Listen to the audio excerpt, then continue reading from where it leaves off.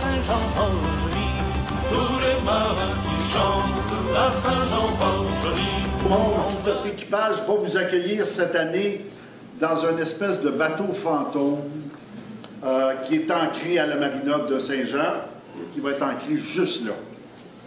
C'est un bateau qui prend pas mal de place, puis qui s'anime aussi. Donc, toutes les activités se dérouleront ici, avec une exception cette année, le gueuleton de l'équipage qui va se faire dans différents ports d'attache sur le territoire de Saint-Jean. Donc, pour le gueuleton cette année, les gens du Café Bistrot, de l'Auberge des Glacis, du restaurant au Bonnet Rouge et du restaurant Café La Coureuse des Rêves mijotent des plats de circonstance pour la fête des Champs de Marins.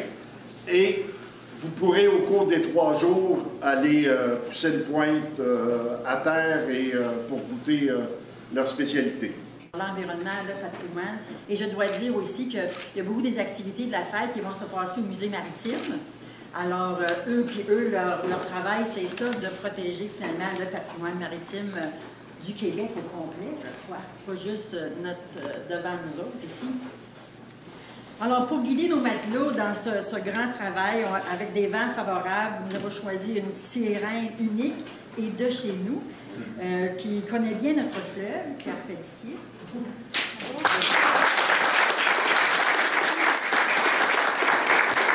sommes très fiers de l'avoir comme notre présidente d'honneur cette année. Elle va aussi donner des spectacles pendant la fin de semaine. Ça faisait plusieurs années que j'espérais qu'on allait m'appeler.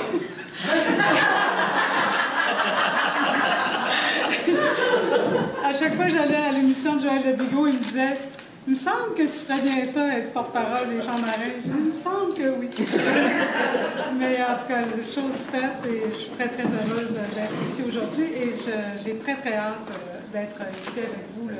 Je vais arriver le 17 août pour la soirée, la première soirée, et j'ai très hâte de me retremper les pieds et de ressentir le fleuve. J'habite les cantons de l'Est maintenant et ça me manque beaucoup, le fleuve.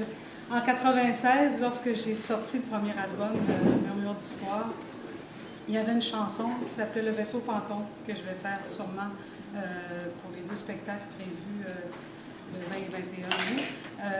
Je vais chanter Le Vaisseau Fantôme, mais il va avoir une signification très importante parce que en 1995, lorsque j'ai pris souvent des marches sur le bord du fleuve avec mon auteur parolier, Marc Chabot, je lui disais que c'était donc valeur qu'on est en train d'abandonner les quais, d'abandonner le fleuve, et pourtant c'est un trésor à protéger, oui.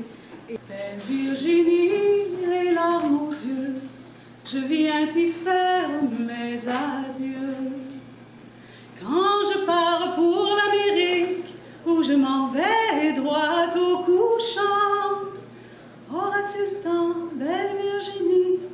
Les voiles sont déjà au vent. Tu vois le vent, mon cher amant, cela m'y cause bien du tourment. Te souviens-tu d'une tempête où je le jure assurément, tu périras dans un voyage et moi je resterai sans amant. Belle Virginie, ne crains donc rien, je suis un premier marin et je connais le pilotage où je suis fière dans mon vaisseau. Il ne m'arrivera aucun naufrage tant que je serai sur ces